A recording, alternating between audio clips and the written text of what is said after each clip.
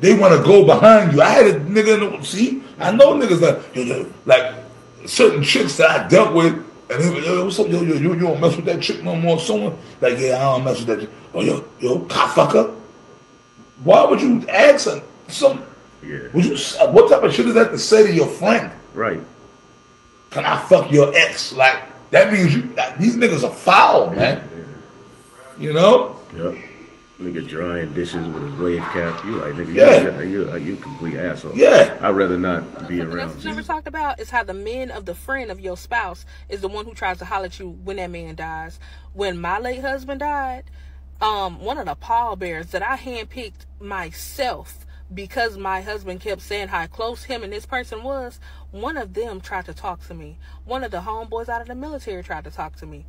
It was the craziest thing ever. Like, I didn't even know stuff like that was real. Like, my mom used to tell me stories and stuff like that, but I didn't even know something like that could happen to me. So the pallbearer, I will never forget, like, he used to text and check on me and my daughter all the time, and I was perfectly fine with it. And one day he called me on my last day of therapy, which was like on a Thursday. I still got the messages and everything to prove it. This is why I be daring people to play with me. I still got the receipts. He texted me one day just to check. It was the same messages he always sent. Hello, just checking in on you in London. I'm like, yeah, we good. I'm just leaving therapy. I'm feeling better, kind of getting back to myself now. He's like, well, I'm glad to hear that. I'm like, all right, cool. Are you good? Yeah, I'm good too. All right, well, I always just check on y'all because I know y'all lost a friend too. Yeah, I know, whatever. Well, I'm finna get back to work. That's normally how the text messages go. After I send that, he texts back. And he's like, I'm not rushing you or nothing like that. But when you start to heal up and you start looking to date, I was hoping that you would give me a chance. This was the kicker. He told me, I feel like your husband would want you to be with somebody who he knew would take care of you and his little girl. I went home and I sit there for the longest. And I said, you know what? I said, let me just text this man back. So I text him back and I tell him, I said, look, I'm not even flattered. I said, I'm quite disgusted that you're even okay to send me a message like this. I told him, I said, this right here will never happen. I said, and because you have took it this far, don't even text me no more to check on me. I'm good. No, we're good. I'm good. Just know that. And I blocked him. As you know from that birthday video, baby, that block button real strong. I don't care who you are, you will get blocked. I blocked that man on all social media. I blocked that phone number. He started trying to text me from a Text Now app to let me know, I am so sorry that I came on to you like that. I just thought, no, you didn't think at all. So now I got to block this as well. Now, it was the same way with the friend in the military. So a lot of them would reach out to me. I didn't even mind, but I would always let them know, like, this is my phone number. Text me, call me, whatever you want to do to check on me. I'm okay with that because I knew that they had lost somebody as well, and I wanted to check on them. Y'all, the homeboy, he started off super duper cool. I don't even know how close him and my late husband was because I had only met him one time, but the other people I saw them multiple times. He hit me up to check on me. I wrote him back, you know what I'm saying? I'm letting him know that, I'm praying for them as well, all type of stuff, because it can't be easy to lose a friend. I've never lost a friend. He then, like a few months go by after checking on me, he tries to, like, holler at me. And when I don't bite on it, now you subliminally write messages about me on Facebook and on Snapchat. And I know exactly who they're to. And then I believe that he went to the friend group and started spreading lies because some of the guys stopped checking on me and my daughter, which is perfectly fine. I don't even care because I didn't need them checking on me in the first place. Like, all y'all and your wives sit around and knew that man was cheating and ain't nobody tell me nothing. Which, it ain't their business to tell me something. But still, like, y'all, I'm the type of person, like, if I know your man cheating, and I done met the side piece, and now I done met the wife, baby, I'm texting from a text app number, that nigga dog. Like, you know what I'm saying? But a lot of people don't like to get involved. I understand that. So before y'all hop in my messages saying that, well, it's not their responsibility. Well, we know that, doofus. This is the book of St. Matthew, chapter 5, starting off at verse 27. Ye have heard that it was said by them of old time, Thou shalt not commit adultery. But I say unto you, that whosoever looketh on a woman to lust after her, he hath committed adultery with her already in his heart. Koho layim la, Abanawa Yahweh Bahashem Yahweh Shai Bahashem Rikat Kodash Double honors to the elder apostles and elder bishops of Great Millstone who rule well. Salutations to the Akim out there on the highways and the byways. Salutations to the hopeful elect. Salutations to you speckled birds, you Israelite foreigners. And shalom to the Akwaf, sitting and listening in silence as the scriptures say to do so. St. Matthew chapter 5, starting off at verse 27. Ye have heard that it was said by them of old time, Thou shalt not commit adultery. But I say unto you, that whosoever looketh on a woman to lust after her, he hath committed adultery with her already in his heart. Now, as you heard the story with this young woman, she basically said her husband passed away, and he had a lot of close friends, which I'm pretty sure she met when they was married while he was alive. And one in particular that she chose to be a pallbearer, that he said he was real close to. So obviously, if he told his wife that he was real close to this man, I'm pretty sure that man was invited to holidays, family gatherings, calling, etc. Man, as a brother, a homeboy kicking it. So when he saw his wife, he had already had in his mind that he wanted to lay with this woman. Okay, he had already had in his mind that he wanted to commit adultery with his homeboy's wife. Okay, because it's not just going to come into your mind when your brother passed away for you to try to get with his wife. Okay, it's not. And all the other nonsense she was talking about is just, you need to mind your damn business. A man can have more than one woman, but that's not going to be the basis of this lesson, man. Just basically to say that the men that she has met, that her husband was close with, considered them to be brothers, friends, etc. They had already had an eye on his wife and probably, wanted to lay with her. But before he even passed away from whatever caused it, whether it was health or, natural causes, whatever the case may be. Okay? And there's also no telling, because she's telling the story about, the people that her husband knew and the ones he called friends, brothers. But, she's probably not innocent. She probably, talked to other dudes on the side, but, I don't know. I don't know, but we're just going to keep it focused on what we're talking about. So let's jump to the book of Sirach. And I'm going to make this quick. This ain't going to be long. I'm going to make this quick. Let's jump to the book of Sirach. Chapter 37. And I'm going to read verse 1. Every friend saith, I am his friend also. But there is a friend which is only a friend in name. Again, Sirach 37 verse 1. Every friend saith, I am his friend also, but there is a friend which is only a friend in name. And that goes into that man name holds respect, value. That man's name is well known. That man, he gets a lot of reverence. He gets a lot of women. He gets a lot of acknowledgement in society, man. So, you have a lot of Israelites and, heathens too, that'll be friends with men that have a good name, that have a name of again, honor and reverence, man.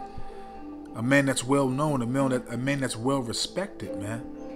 Okay, because again, that man could be getting the hottest women in the city, in the area. He always got him, as I say, a bad bitch. He's always getting respected. People don't disrespect him. So you want to be amongst people that have a good name, that are honored, that are given respect, that get ladies with ease. Okay, so you have a lot of jakes, a lot of fake ass niggas that are just a man's friend because of his name. Okay, in this case, you have these jakes, which like I said, I don't know the dude, I don't know his mentality, how he carried himself, what he was about, but obviously they took a liking into his woman. And it's something that I learned being a man, and especially in this truth, and and going through things in the world. It's better not to have men around your woman, man. Okay, It's better off, especially in the world, man. I learned this, the hard way. And because, the same thing that this woman right here is saying is the same thing my wife told me over the phone, man.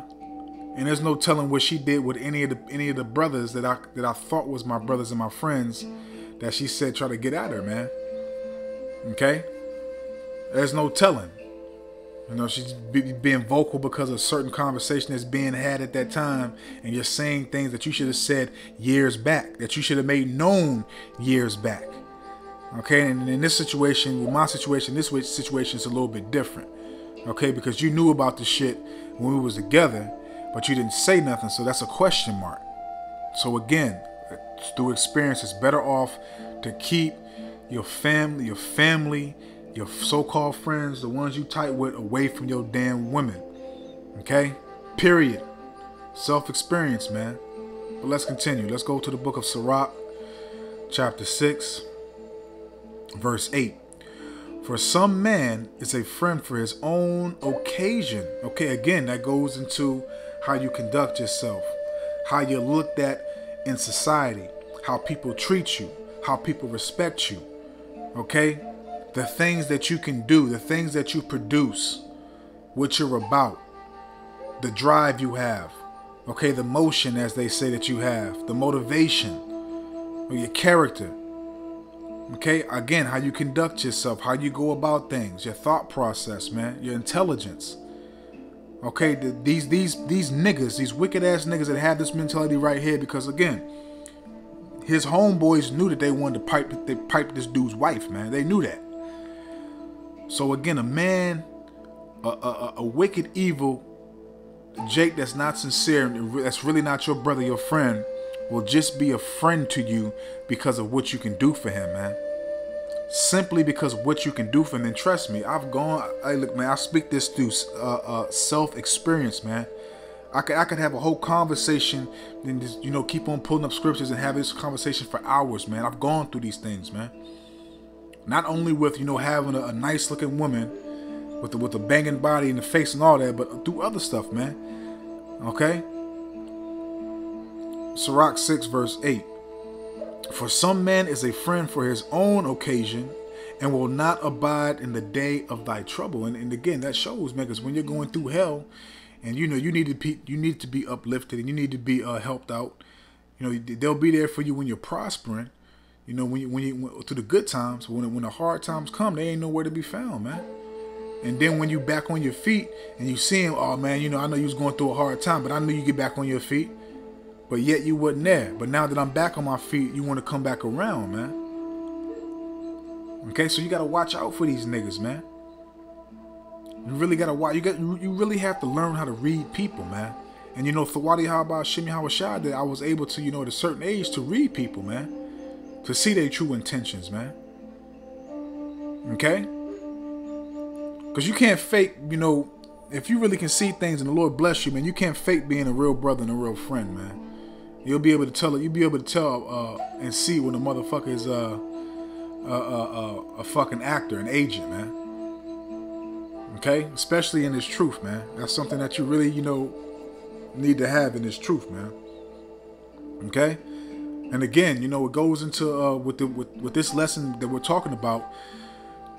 Hey, look, man, I don't give a good goddamn, man. You shouldn't be with your woman, man, and your kids and all that, man. And the truth, it's different with brothers, man, because we taking heed to our customs, our laws, statutes, and commandments.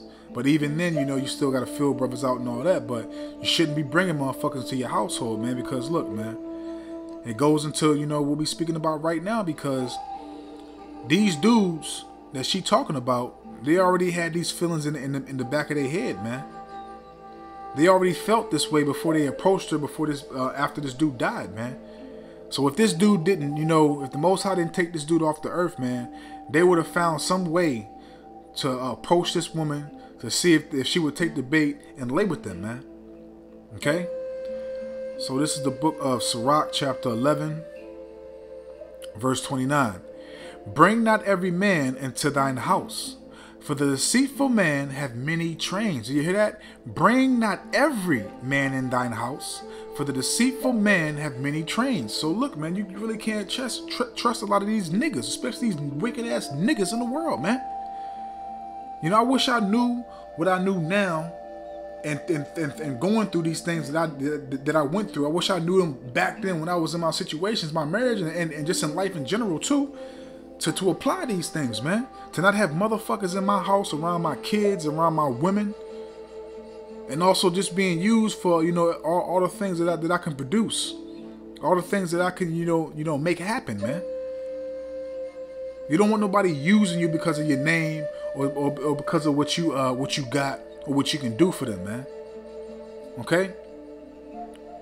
You should be bringing every man into your house, man. And not only your physical house, you know, your shelter, but also, you know, yourself, man. Okay? Verse 30. Like as a partridge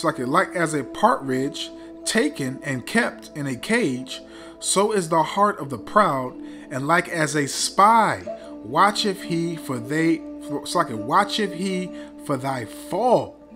For he layeth in wait and turneth good into evil, and in things worthy praise he will blame upon thee. So, you know, with this stuff happening, man, you know, you gotta walk circumspectly, man. You gotta work circumspectly and really watch your surroundings and really prove a friend, man. As the scripture state and say, man, you have to prove a friend, man. Okay, because you know you have a lot of these jakes laying and waiting for the opportunity, man. Okay, turning the good that you're doing into evil, man. So they basically taking the good that you're doing and repaying you for evil, man. Okay, and taking the things that you feel like they're worthy, that you're giving to them, that you're, you know, giving your time and your sincerity to. You know, they gonna if they get caught, you know, if your woman do lay down with them and they get caught, they gonna blame it on you. Oh, you should have brought me around her. You know how I am, this and that and blah blah blah. Okay, and they watching, man. Niggas are watching constantly, man. Niggas are watching to commit adultery, man. Niggas are watching to see when they can slip in and, you know, lay with your wife, man. Okay? And a lot of these mothers, you see these, it's like they proud as shit, man, making songs. You know, that nigga Chris Brown, you know, literally saying he slept with that dude Quavo's woman when he was with Sweetie. You know, Jake is proud, man, about doing abominable shit, man. Shit that leads you to death, man, that you're going to get judged for, man. I mean, you got numerous of videos of women, you know, saying they laid with a man. I saw one video where a woman said, you know, she got her man to drop her off at another nigga's house, and she laid with the nigga bust all up in her, and then her man came back and picked her up and ate the shit out of her box, man. Ate the dude's specimen, his DNA out of her box, man.